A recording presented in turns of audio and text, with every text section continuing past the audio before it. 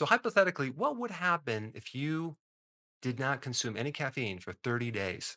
This is actually very interesting.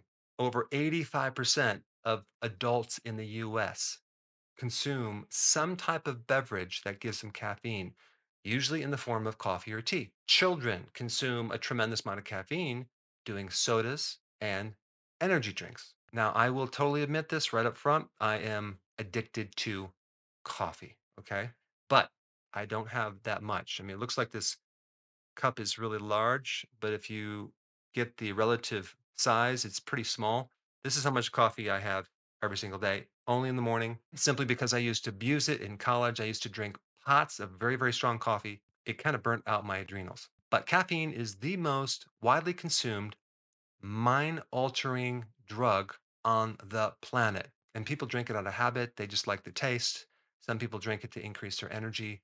I drink it for creativity. It does actually seem to help me become more creative in the morning. But in reality, not because it gives me energy, it just basically makes me more awake. And so there is some data or studies that shows that caffeine can increase certain like conceptual memory, reasoning, reaction speed, mood, and even spatial memory. And those people that have insomnia, they're fatigued, or they have jet lag. It's in 60 different plants. And the reason why plants make it, they make it as a pesticide to kill insects by either killing them directly or stunting their growth. But it works slightly different in humans, okay?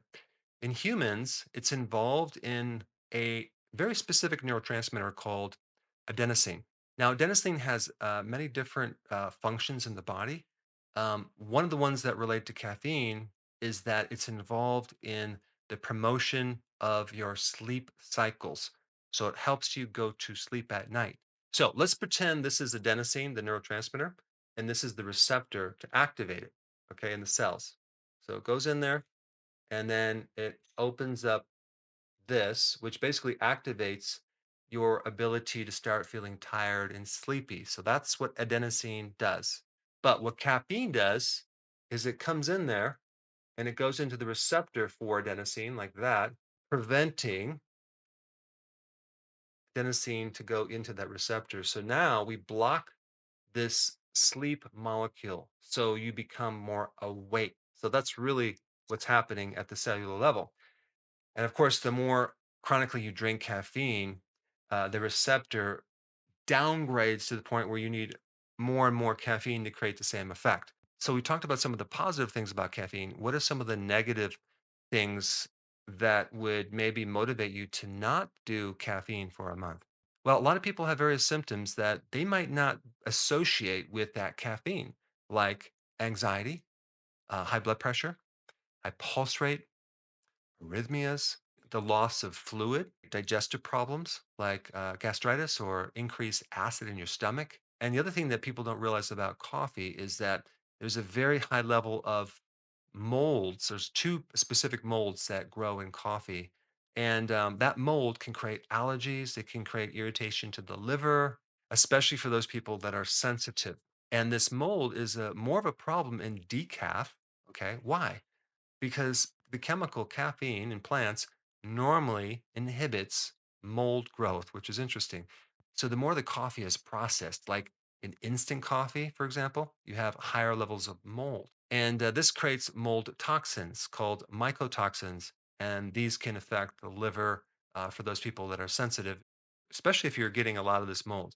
I noticed like one thing when people start drinking coffee, sometimes they start sneezing or they feel kind of like this reaction. That usually is the liver causing some type of reaction to kind of get rid of something. So I think it's important if you're going to drink coffee, go for quality, go for organic, and try to keep your coffee to a smaller amount. One a day would be the best thing because coffee also depletes you of vitamin B1. And so if you're drinking coffee a lot and you're not replacing that B1, you may start feeling more anxious, nervous, jittery, hard to relax, hard to sleep, excessive thinking all the time. So those are a lot of the negatives, but there's one additional big negative that really I think is the most important thing to talk about, and that is the stimulation of the adrenal glands. So not only does caffeine block that neurotransmitter to make you more awake, It also increases the adrenal neurotransmitter called adrenaline. So, this is involved in the stress response. This is involved in the flight or fight mechanism. And so, this is more of a problem if you're drinking a lot of coffee over a long period of time because you're just stimulating the adrenals over and over and over and over, like I've done in college with so much coffee, like pots of very strong coffee. At first, it was fine, but then over the months and years, coffee started losing the effect. I needed more and more, and it would stimulate my adrenals, and then I had problems sleeping, and I was really stressed out. So a lot of people want to get off caffeine just for that aspect to not stimulate the adrenals so much to see how they would feel. So let's talk about what would happen if you did come off of it. So one way to slowly and gradually come off this caffeine is start to wean off the coffee. So I would do that for a few days, get used to it, and then go find some matcha tea. It's a concentrated green tea powder as a supplement, and it has half the caffeine as coffee. So a cup of coffee is like 140. This is 70 milligrams of caffeine. And you can do that for a while until your body gets used to it. And then you graduate into regular herbal teas that have roughly about 40 milligrams of caffeine. And as you're slowly graduating off this higher amounts of caffeine, your body's going to adjust to it. And then at this point, you have some options. You can either just stop the tea altogether or use tea that has no caffeine in it. But that would be just kind of a rough example of how you would graduate off a higher level of caffeine.